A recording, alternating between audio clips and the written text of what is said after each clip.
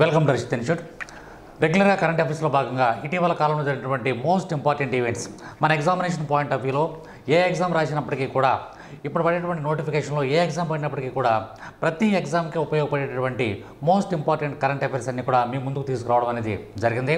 ఒక 5 to 10 minutes maximum 5 నిమిషాల నుండి 10 నిమిషాల వరకు జస్ట్ వెయిట్ చేసినట్లయితే ఒక మంచి కంటెంట్ మీకు అందుతుంది. సరే, వాటిలో మనకి ఫస్ట్ బిట్ చూద్దాం. ఏ రాష్ట్ర ప్రభుత్వం ఇటీవల రాజీవ్ గాంధీ పౌర అభయహస్తం పథకాన్ని ప్రారంభించింది? ఇక్కడ మనకి ఒక పథకాన్ని రీసెంట్గా లాంచ్ చేయడం అనేది జరిగిందండి.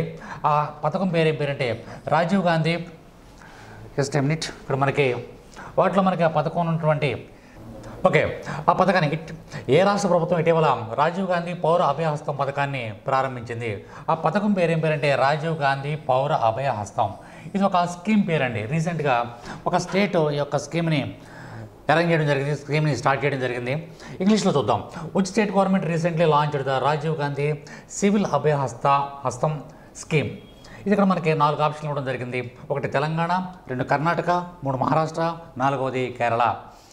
ఇక్కడ మనకి ఆ పథకం యొక్క పేరు, దానికి ఇంపార్టెన్స్ ఏంటి? రాజీవ్ గాంధీ సివిల్ అభయహస్తం. రాజీవ్ గాంధీ సివిల్ అభయహస్తం అనేటువంటి స్కీమ్ని ఇటీవల కాలంలో ప్రారంభించబడినటువంటి రాష్ట్రం ఏది అని చెప్పేసారంటే తెలంగాణ. ఇది ఒక వినూత్నమైనటువంటి స్కీమ్ని తెలంగాణ గవర్నమెంట్ స్టార్ట్ చేయడం జరిగింది 2024 సంవత్సరంలో. ఇది రీసెంట్గా నిన్నే ఇది ప్రారంభించడం జరిగింది. 2024 సంవత్సరంలో ఎవరైతే సివిల్స్ కనుక అంటే civil service exam prelims pass అయ్యి మెయిన్స్ కనుక అర్హత సాధించారో వాళ్ళు ఈడబ్ల్యూఎస్, బీసీ, ఎస్సీ, ఎస్టీ అభ్యర్థులు ఎవరైనా ఉన్నట్లయితే వాళ్ళకి నేరుగా 1 లక్ష రూపాయలు ఆర్థిక సహకారం అందించడం అనేది ఈ పథకం యొక్క ప్రధానమైనటువంటి ఉద్దేశం. దానివల్ల ఏమవుతుందంటే మనకి ఎవరైతే ప్రిలిమ్స్ రాసి మెయిన్స్ క్వాలిఫై అయ్యారో వాళ్ళందరికీ కూడా 1 లక్ష రూపాయలు ఆర్థిక సహకారం అందించినప్పుడు తప్పనిసరిగా వాళ్ళు నెక్స్ట్ రాయబోయేటువంటి మెయిన్స్ ఎగ్జామ్కి ఎంతో కొంత వాళ్ళకి ఫైనాన్షియల్ సపోర్ట్ అనేది అందుతుంది. కాబట్టి ఈ యొక్క అద్భుతమైనటువంటి పథకాన్ని ఇటీవల కాలంలో తెలంగాణ గవర్నమెంట్ తీసుకురావడం అనేది జరిగింది. ఆ యొక్క పథకం యొక్క పేరేంటే రాజీవ్ గాంధీ పౌర అభయహస్తం. రాజీవ్ గాంధీ పౌర అభయహస్తం. ఇది ఈడబ్ల్యూఎస్, బీసీ, ఎస్సీ, ఎస్టీలకు సివిల్ సర్వీస్లో ప్రిలిమ్స్ పాస్ అయ్యి మెయిన్స్కి వెళ్ళినటువంటి వాళ్ళకి 1 లక్ష రూపాయలు నేరుగా ఆర్థిక సహకారం అందించడం. ఇది రీసెంట్గా లాంచ్ చేశారు. నెక్స్ట్ ఇప్పుడు చూద్దాం. ఇటీవల ఉద్యాన శాస్త్రాల రంగంలో అగ్రగామిగా పనిచేసినందుకు ఏ ఇన్స్టిట్యూట్కు ఉత్తమ సాంకేతిక అవార్డును అందుకుంది? ఇక్కడ మనకి ఉద్యానవనాలకు సంబంధించినటువంటి అంశాల్లో ఇటీవల కాలంలో ది బెస్ట్ ఇన్స్టిట్యూట్గా ఇటీవల కాలంలో ఎన్నిక కాబడినటువంటి ఆ యొక్క ఇన్స్టిట్యూట్ యొక్క పేరు అనేది ఇక్కడ మనకి బిట్. వాటిలో మనకి 4 ఇన్స్టిట్యూట్లు ఇవ్వడం జరిగింది. Number 1 central institute for sub tropical horticulture. Number 2 Indian Institute of Spices research. Number 3 Indian Institute of horticulture research. Number 4 central institute for research on cotton technology. ఈ 4 ఇన్స్టిట్యూట్లో ఇటీవల కాలంలో which is the best institute award అనేది రావడం జరిగింది.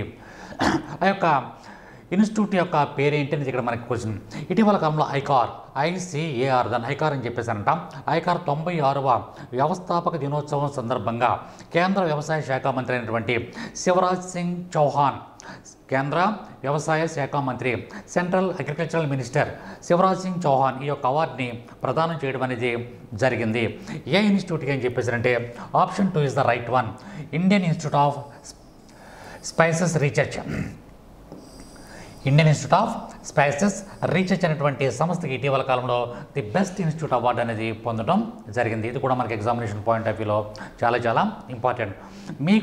మీరు రాయబోయే competitive ఎగ్జామ్కి ఏమైతే మోస్ట్ ఇంపార్టెంట్ బిట్స్ ఉంటాయో మనకి ఎగ్జామినేషన్ పాయింట్ ఆఫ్ వ్యూలో ఎగ్జామ్లో అడగడానికి ఎక్కువ అవకాశం ఉన్నటువంటి మోస్ట్ ఇంపార్టెంట్ బిట్స్ని మీ ముందుకు తీసుకురావడం అనేది జరుగుతుంది. రెగ్యులర్గా ఫాలో అవుతుండండి కరెంట్ అఫైర్స్ని. నెక్స్ట్ బిట్ చూద్దాం.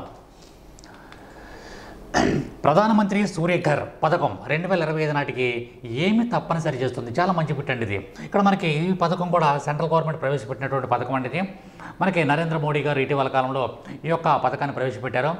దాని యొక్క ఇంగ్లీష్లో కూడా చూద్దాం. What does the PM Surya Ghar scheme mandate by 2025?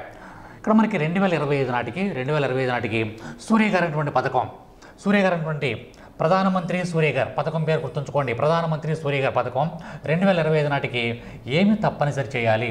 First one point 1 option ఏలు ఏమంటున్నారంటే అన్ని ప్రభుత్వ భవనాలపై గాలి టర్బైన్లు ఏర్పాటు చేయాలంటుందా. ఈ పథకం ఏమంటుంది, ఈ పథకం సూర్యకర్ అనేటువంటి పథకం ఏమంటుంది, అన్ని ప్రభుత్వ భవనాలపై గాలి టర్బైన్లు ఏర్పాటు చేయాలంటుందా, లేదా అన్ని ప్రభుత్వ భవనాలకు 100% సోలరైజేషన్ ఇవ్వాలంటుందా. నెంబర్ 3 సౌర సంస్థాపనలకు ఆర్థిక సహకారం అందించడమా. నెంబర్ 4 ప్రైవేటు నివాసాలపై సోలార్ ఇన్స్టలేషన్ని తప్పనిసరి చేయడమా. ఈ 4 ఆప్షన్లు మనకి ఇక్కడ ఇవ్వడం జరిగింది. ఇక్కడ మనకి ఏంటంటే కరెక్ట్ ఆన్సర్ చూసుకున్నట్లయితే 100% solarisation on all government buildings the most important. మనకి ఇక్కడ ప్రతి గవర్నమెంట్ బిల్డింగ్ మీద 100% సోలరైజేషన్ అనేది ఉండాలి. అంటే సోలార్ ప్యానల్స్ ఇక్కడ మనం చూసుకున్నట్లయితే ఈ ప్యానల్స్ కనపడుతున్న సోలార్ ప్యానల్స్ అంటే ఎలక్ట్రిసిటీతో ఎటువంటి సంబంధం లేకుండా మనకి థర్మల్ విద్యుత్ కానీ హైడ్రో విద్యుత్ కానీ విండ్ పవర్ కానీ ఇటువంటి ఏ పవర్ లేకుండా డైరెక్ట్గా సోలార్ పవర్ను ఉపయోగించుకోవాలి. ప్రతి గవర్నమెంట్ ఆఫీసు కూడా ప్రతి గవర్నమెంట్ బిల్డింగ్ కూడా తప్పనిసరిగా సోలార్ ప్యానల్స్ని ఏర్పాటు చేసుకుని సోలార్ ఎలక్ట్రిసిటీని మనం ఉపయోగించుకోవాలని 2025 నాటికి ఒక అద్భుతమైనటువంటి నిర్ణయాన్ని మన నరేంద్ర మోడీ గారి యొక్క గవర్నమెంట్ తీసుకోవడం జరిగింది. కాబట్టి రాబోయే సంవత్సరానికి 2025 నాటికి ప్రతి గవర్నమెంట్ బిల్డింగ్ మీద సోలార్ ప్యానల్స్ ఉంటాయి. తద్వారా మనకి మ్యాక్సిమం కరెంట్ అనేది సేవ్ అవడం అనేది జరుగుతుంది. ఇది మన భారతదేశంలో తీసుకున్నటువంటి ఒక అద్భుతమైనటువంటి నిర్ణయంగా మనం చెప్పుకోవచ్చు. కాబట్టి ఈ యొక్క పథకం ఏం పేరంటే ప్రధానమంత్రి సూర్యఘర్ అంటే ప్రతి గవర్నమెంట్ ఆఫీస్ మీద ఒక సోలార్ ప్యానల్స్ ఏర్పాటు చేసి దాని ద్వారానే మాత్రమే విద్యుత్తును మనం అందుకోవాలి. ఇది ఒక మంచి స్కీమ్. దీని గురించి కూడా తప్పనిసరిగా ఎగ్జామ్లో అడగడానికి అవకాశం ఉంది. నెక్స్ట్ ఇప్పుడు చూద్దాం. ప్రపంచంలో మొట్టమొదటి కార్బన్ ఫైబర్ హై స్పీడ్ రైలును ఏ దేశం ఆవిష్కరించింది. ఇక్కడ మనకి ఇంతవరకు కూడా కార్బన్ ఫైబర్ హై స్పీడ్ రైలు ఇంతవరకు కూడా ఏ దేశం కూడా ప్రవేశపెట్టలేదు. ఫస్ట్ టైం ప్రపంచంలోనే మొట్టమొదటిసారిగా ఇటువంటి ట్రైన్ని ప్రవేశపెట్టింది వెరీ రీసెంట్గా ఈ యొక్క ట్రైన్ని లాంచ్ చేయడం అనేది జరిగింది. Carbon fibre high speed train ఇంకా హైయెస్ట్ స్పీడ్ అనమాట. ఇంకా అంత స్పీడ్ అనేది కార్బన్తో తయారు చేసినటువంటి ట్రైన్స్లో అంత స్పీడ్తో ప్రయాణం చేసినటువంటి ట్రైన్ అనేది ఇంతవరకు లేదు. అటువంటిది ఇటీవల కాలంలో ప్రవేశపెట్టడం జరిగింది. Which country has unveiled the world's first carbon fibre high speed train. ఇక్కడ మనకు 4 ఆప్షన్ ఇచ్చుకున్నాం. Number 1 Japan, number 2 China, number 3 France, number 4 Germany. ఈ 4 దేశాల్లో ప్రపంచంలోనే మొట్టమొదటిసారిగా high speed carbon fibre high speed ప్రవేశపెట్టినటువంటి దేశం China. The right answer is China. కాబట్టి ఇది ఒక వినూత్నమైనటువంటి ప్రయోగంగా మనం చెప్పుకోవచ్చు. నెక్స్ట్ బిట్ చూద్దాం.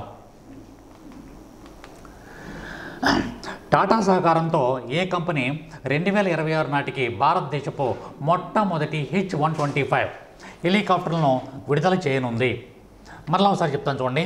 టాటా సహకారంతో ఎవరి సహకారంతో టాటా యొక్క సహకారంతో టాటా అనేటువంటి సంస్థ యొక్క సహకారంతో ఏ కంపెనీ 2026 నాటికి 2026 నాటికి భారతదేశపు మొట్టమొదటి H-125 హెలికాప్టర్లను విడుదల చాలా పవర్ఫుల్ హెలికాప్టర్స్ H-125 అయినటువంటి హెలికాప్టర్లని యొక్క టాటా సంస్థతో ఏ సంస్థ దీన్ని ప్రారంభించడం అనేది జరుగుతుంది అని చెప్పి చూసినట్లయితే ఇంగ్లీష్లో కూడా చూద్దాం.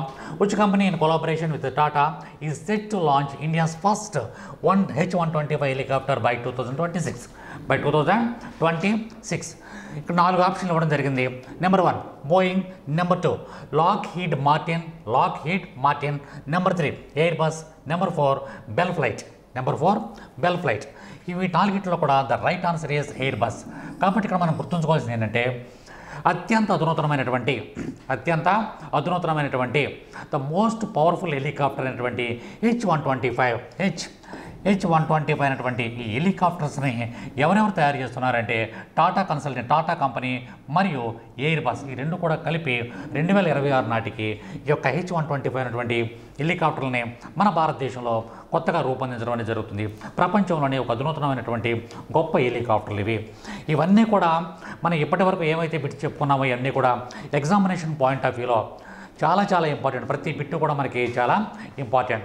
కాబట్టి ఇప్పుడు మనం చూసుకున్నటువంటి అంశాలలో ఫస్ట్ 1 రాజీవ్ గాంధీ సివిల్ అభయహస్తం.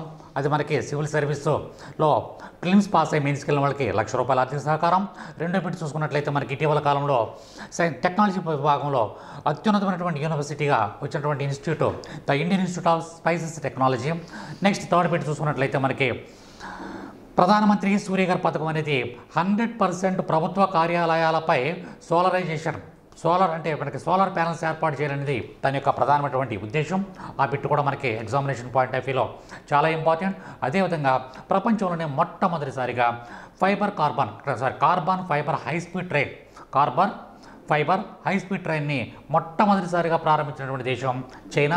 ఇది కూడా మనకి examination point of view important. ఇటీవల కాలంలో టాటా మరియు ఎయిర్ బస్ ఈ రెండు కూడా కలిపి అత్యంత అధునాతనమైనటువంటి H-125 హెలికాప్టర్ని తయారు చేస్తుంది 2026 నాటికి. కాబట్టి బిట్స్ అన్ని కూడా నోట్స్ రూపంలో రాసుకోండి. మరలా రేపు మరికొన్ని మోస్ట్ ఇంపార్టెంట్ బిట్స్తో మరలా కలుద్దాం. Thank you very much. All the best. Friends, మా ఎంకరేజ్మెంట్ కోసం మన హర్షిత్ ఇన్స్టిట్యూట్ యూట్యూబ్ ఛానల్ని సబ్స్క్రైబ్ చేసుకోండి, లైక్ చేయండి, అలానే షేర్ చేయండి.